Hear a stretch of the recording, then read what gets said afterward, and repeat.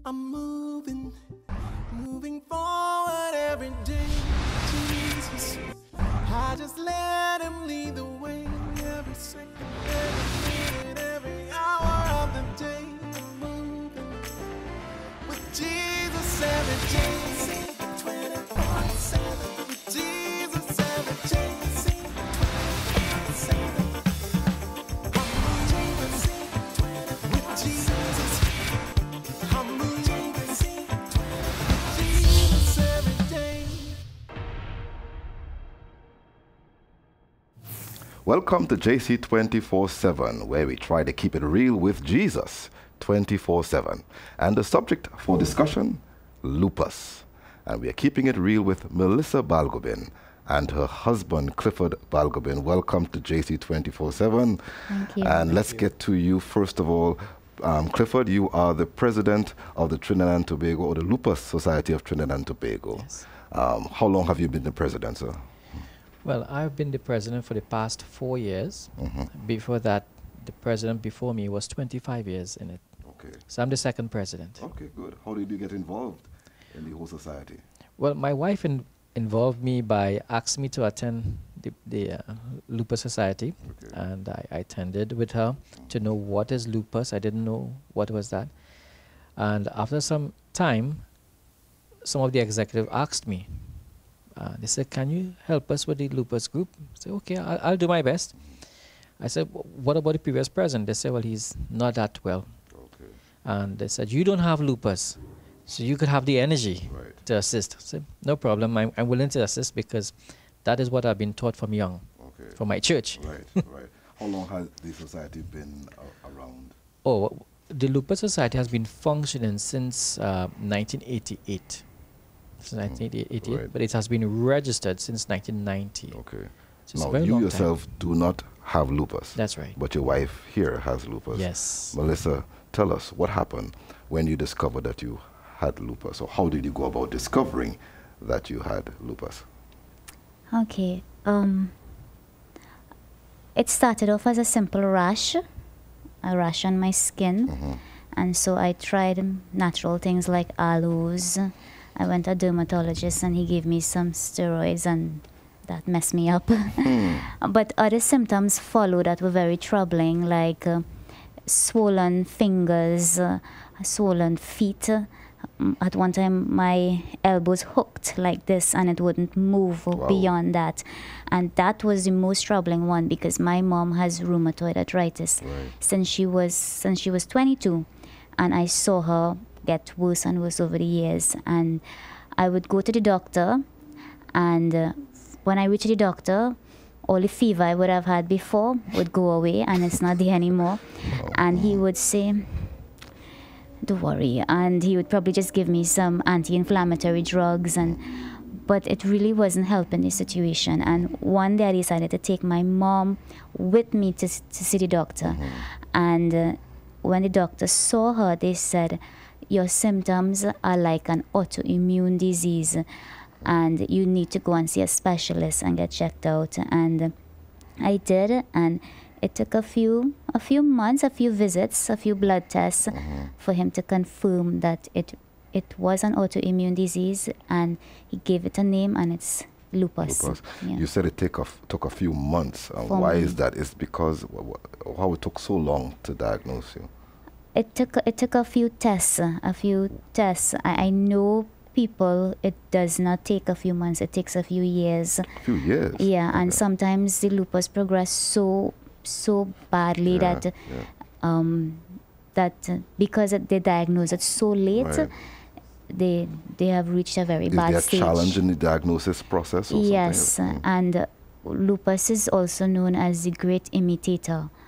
So Okay. the great imitator in that it could mimic other sicknesses.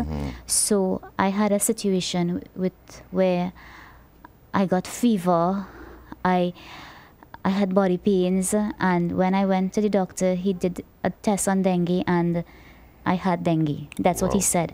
And then when I went back a few weeks later, there was no dengue. And the specialist told me, he said that is something that lupus sometimes do. Lupus could do.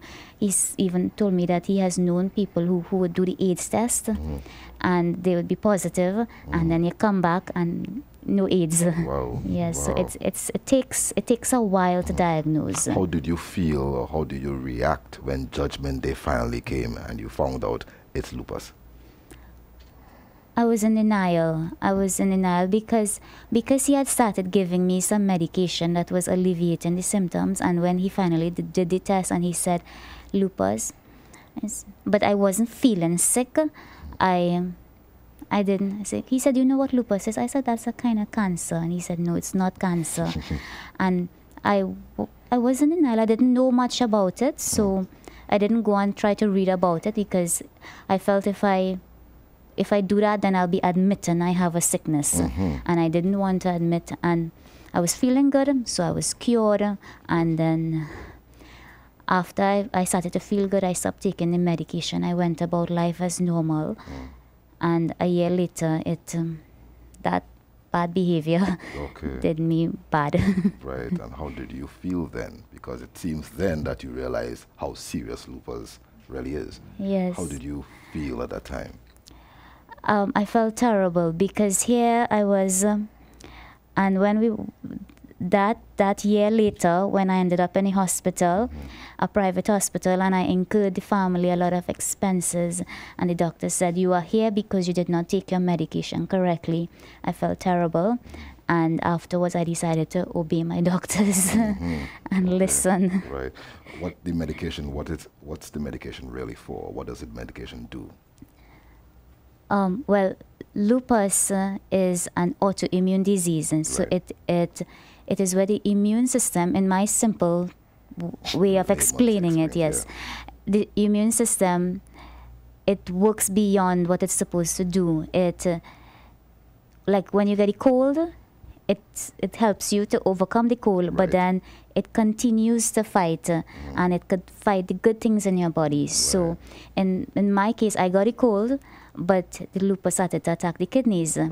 So my kidneys were on fire. That's to say that I couldn't, and I couldn't go to the washroom easy. I was in a lot of pain. It was swollen. I couldn't sleep at night, and I couldn't sleep at all. I was getting fever, and the medication really is to suppress the immune system. Suppress it, right. So immunosuppressants. Okay. And they also, another medication that the patients use, very popular, is the steroids, the prednisolone. That's a quick fix. So the doctors would tell you, you don't want to be on that for long periods of time. But that will help you almost immediately. But the immunosuppressants will help you on a more long-term basis with minimal side effects, less side effects than the steroids. Okay. How does lupus, or how did it and how does it affect your lifestyle in terms of your mobility, going out and stuff like that? How does it affect you in that regard? For me, in terms of mobility, there have been times when I have not been very well. I know people, it affects them really badly, but for me, like when my feet are swollen, it would be very uncomfortable to go out. I remember having to drive and having to use my left foot to mash is that gas? Yes. And or use my right hand to move the gears. And That was difficult. yes, it's really difficult. So times when the lupus are flared, that could be challenging. Sometimes walking long distances, and but another thing that affects most lupus patients would be the sun. So we are told to avoid the sun. The UV rays flares the lupus, and so things like going to the bank when the banking hours are during those days, during those hours, Right. I think that could be Yeah, sometimes challenging. Do Yeah. you have to walk with an umbrella or something like that, or clothes you have to wear Yeah, are different? And yes. Most lupus patients, they know that they should cover their skin with sunscreen, Okay. at least SPF more than 30. Right. Long sleeve clothes, preferably dark colored long sleeve clothes, umbrellas that are dark in color, like black. If it has a silver lining underneath, it helps to protect you from even more UV exposure. All Clifford, let me that. bring you back into the discussion. I'm looking at your wife here, and I am not seeing. Well, I'm not sure what lupus is supposed to look like. But had she not told me she had lupus, I would not have known. Is it that it affects all patients the same way, and there's no way of finding out for sure Well, from the outset? That is. yes. Well, first of all, there are two types of lupus. Right. There's a discoid lupus, which affects the outside, the skin, Right. right? And it does not affect the internal organs. And then there's the SLE lupus, which affects the internal organs as well. That's why you may not see anything bad outside, but inside is like a raging bull or a raging fire or something. Some patients do exhibit outward appearances like a butterfly rash on the face Okay. that sometimes goes away or it stays. Oh, it stays. Wow. Some has skin rashes on their body. Right. Some the hair fall off. Okay. Yeah. So and I saw that to my wife a few times where she come in here and the hair actually comes off. That's one sign, right? And lupus really happens between the ages of, let's say, 14, 15 could be, Right. to 45, 55. It's Right. really during childbearing age or Right. a little longer. Okay. Okay. So the type that your wife has, Is the SLE. SLE, Yes. and that's the more internal. Yes, that's the one that attack the internal internal. organs. But there are some also signs that are reflected on the outside as well. Yes, some. But it's not as grave as others who would have the what do you call it? This Discoid lupus. Discoid lupus. Let's bring back Melissa. You mentioned to your doctor when you were under diagnosis or when you thought you had a specific kind of disease that it was cancerous, which to your mind is life-threatening. Is lupus like that? Is it life-threatening? Yes, lupus is life-threatening, and it could reduce your quality of life if you don't manage the disease. You could die, Okay. and you could get severely disabled. You could live a very unhappy life, Right. but it's not a life. It's not a death sentence, Okay. and there are ways to cope. We know we have patients in the society who were diagnosed at 15 and they finished school, they went to university, they got a job, they retired, they're home, and they lived a full life. We have patients who, with doctors' counsel, they were able to even have a family of their own. Oh, so you're saying it's life-threatening, but it's not a death sentence. It's not a death That's sentence. an interesting combination. How have you been able to cope, and what part has God played in your life to be able to cope with living with lupus? Oh, God has been so good to me, and So you brought a smile in the face already. yes, he has been my friend through this, and he has. I would say to God, I said, God, show me a solution, and he did. And we have there are a lot of books that I have read, and he has always shown me how to do it. And I'm not a biology person. I never was, so learning about this human body has been tough for me. But understanding your body really is important, and asking. When I read, I would find answers, and I have to read about my body. So a simple thing like understanding how steroids are created help me to know what lifestyle changes I can make to produce my steroids naturally. Exercise does that. Understanding how your blood is fevered. And avoiding spicy food helps me to reduce that intense reaction the immune system would get during a flare. So I avoid the spicy food. Even with the way the kidney processes proteins. So I would try to use more simple proteins like the beans and the nuts as opposed to the more complex proteins that are more difficult for the kidneys to digest. Beautiful. If you have 30 seconds to speak to a person who has just found out he or she has lupus, 30 seconds, what would you tell that person? Don't worry. That's it. Yes. That's it. Yes. Well, don't worry. Come right on back as we continue our discussion on lupus. It's life-threatening, but it's not a death sentence. We'll be right back.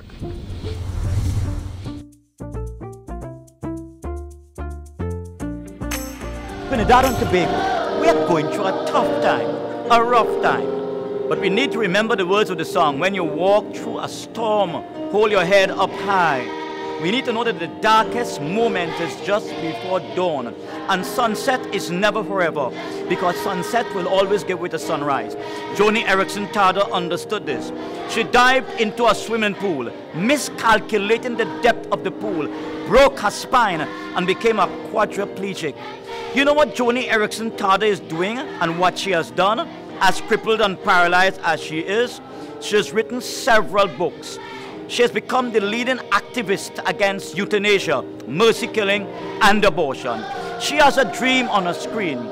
She understands that to be a success, you've got to have the dream and the steam and the cream and the team. You've got to have a dream, the vision for your life.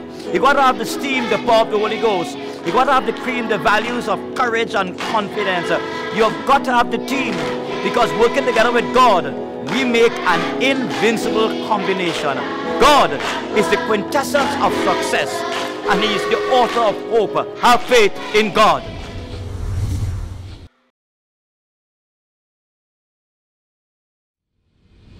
Welcome back to our discussion on coping with lupus. And joining us on set is Kiva Chase. She has not really replaced Melissa, but she just taking her seat for the while as we continue our discussion on the different types of lupus. But before we get to Kiva, let me get straight to you, Clifford. How bad is it in Trinidad in terms of lupus patients? Well, or incidence of lupus?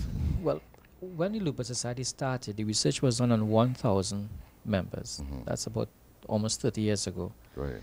And now we heard that South Trinidad has a registered group of 300 people. Wow. And that's just South Trinidad. And in our social media, it is increasing every month. So it's more than, I want to be conservative, but Right. I can say it's more than 2,000 people. And I just being conservative. Wow, that's in Trinidad. In Trinidad and Tobago. And Tobago. That's right. So do you have a branch in Tobago? Not well? as yet, Not but as we yet. like to. Okay. And I may I just add in, it's not just women alone, it's men as well. Okay. So in terms of the ratio, do we have more women than men or more Yes, men? we have more women than men. The men ratio is very small, could be 10%, but the majority are women. And it passes all status, Right. all ethnicity, all Right. religion. Right. It's really fascinating to know. Is it that more women are more susceptible, or is it that less men are registering in the society? Well, it could be both. Right. But I can tell you it's more susceptible to women Okay. because of the childbearing age. It happens during that high hormone changes. Okay. Right? I'm not sure to say fortunately or unfortunately in men, but it happens in men too. But there's no childbearing age with men. Right. Right. Is it a viral infection? I don't think No, it's so. not a viral Okay, infection. Right. It's not a viral How infection. is one susceptible to it? Environmental factors, stress, Right. also related to hereditary. Okay.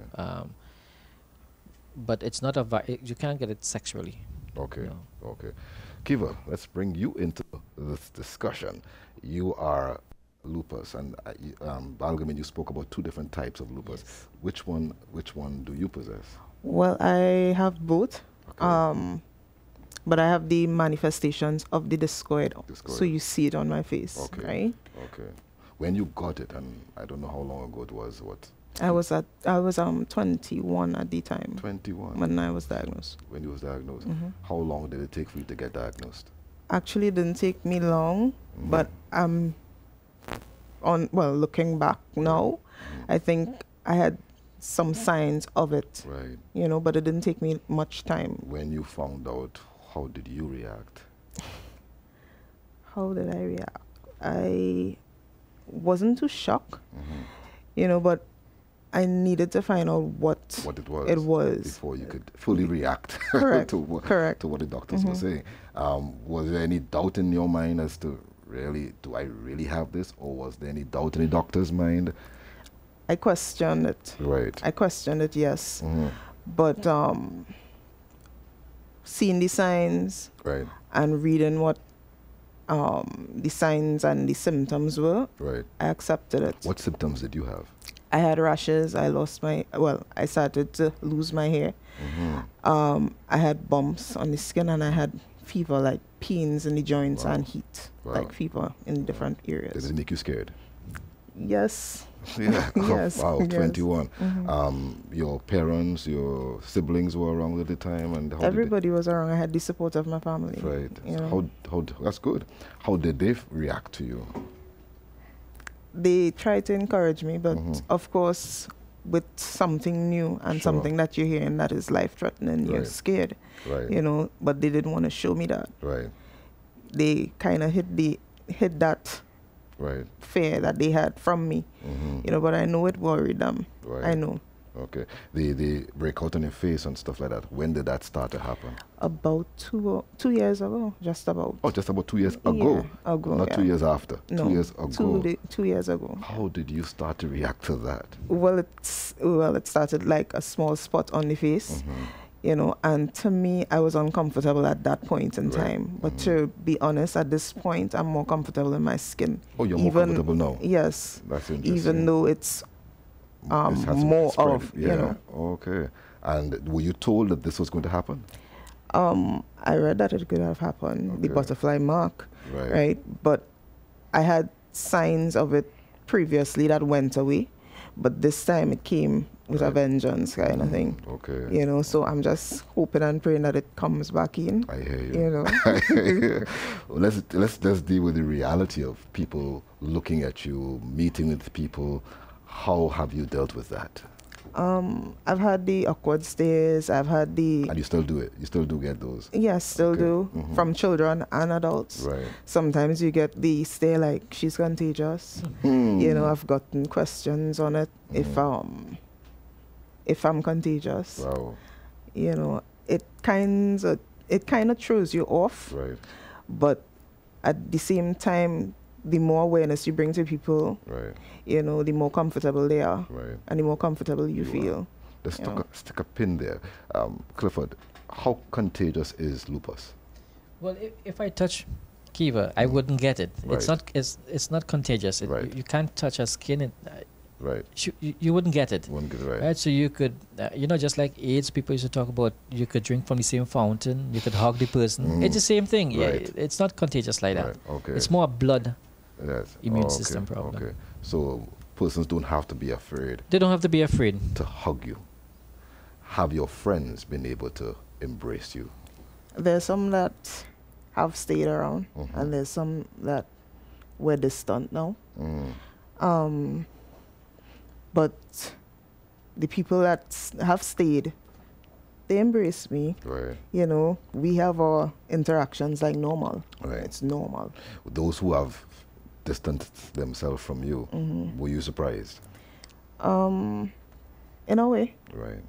but everybody has their how to put it, their comfort zone. I suppose, yes. You know, and I have to let them have that time to, you know, fully accept it, because if they don't accept it, I can't force them to. Right. You know. Right. And have you accepted the fact that they have accepted it? Have not accepted No, it. in other words, the way they react to you, is there something that you understand? I guess I yeah, could, could you deal with it. know, I guess I could. But you still would like that they would Yeah. be there for you. Has there been any particular individual or set of individuals that you are very disappointed in, that they didn't come around or they don't come around as often? Actually, no. No. No. So the one. You know, I just accept the fact that they're not able to accept it yet, maybe. Right. But I continue on. I move forward. Right. How have you been moving forward? How has it affected Kiva? I mean, you're talking about the age of 20, and you may be still in your 20s. So, I mean, how has it curtail, if it has curtailed your lifestyle, your, ability to get around as you would like? It has broken my independence somewhat, Right. because I'm not able to do things that I usually do or Right. once was before. Right. But it has affected the confidence level, which I'm now working Getting back, towards right, again. Right. It has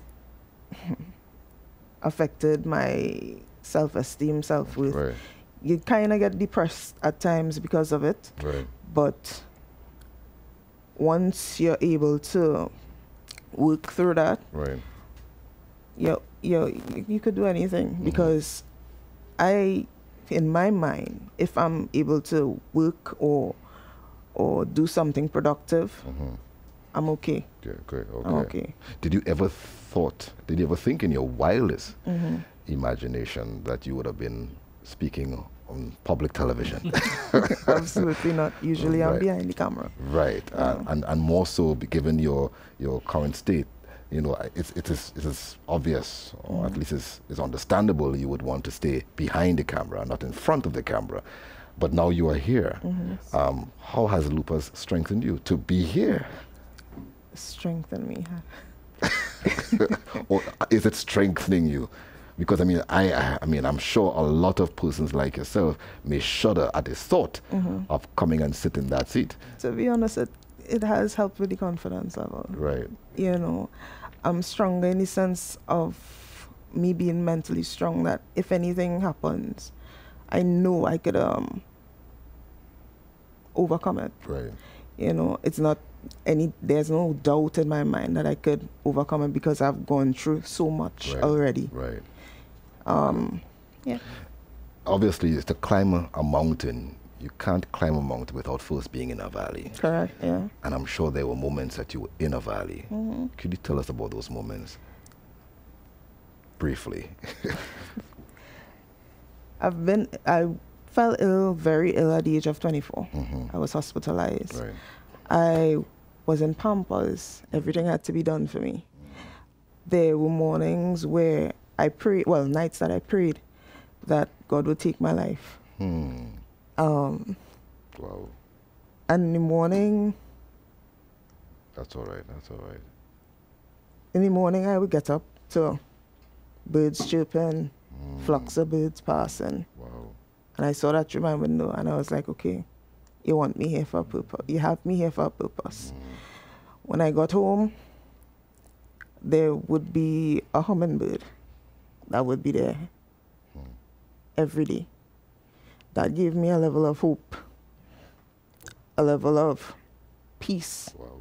at least, to strive and push forward and do something. Right. How do you see God now? As I usually say, I don't fly in God's face. I'm thankful that I went through what I did, Right. because we pray. We usually pray for things. Right. We pray for God to send certain opportunities our way. And we fail to recognize the journey, Right. what we have to go through in preparation of that, acquiring that.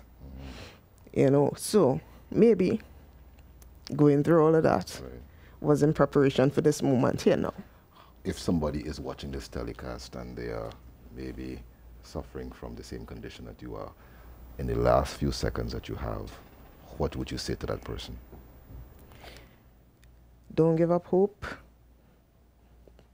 Grow through your pain. There are brighter things on the end of the road. Clifford, to wrap this thing up, tell us, how can persons become part of the society? Well, first of all, I want to say that lupus patients want to live, Right. not just living, they want to live. Right.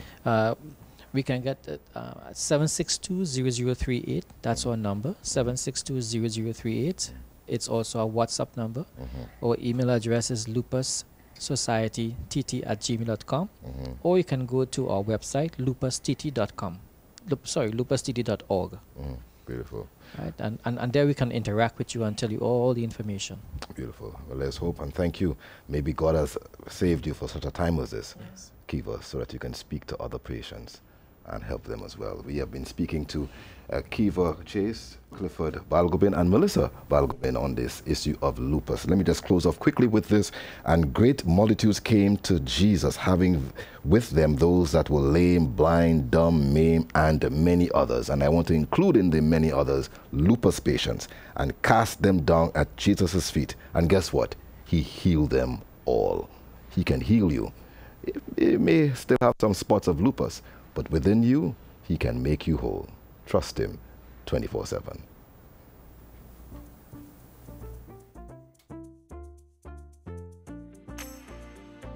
Thank you for viewing JC 24/7. Be sure to subscribe to our YouTube channel and remember to inspire your living as you prepare for heaven. You can get it all on JC 24/7.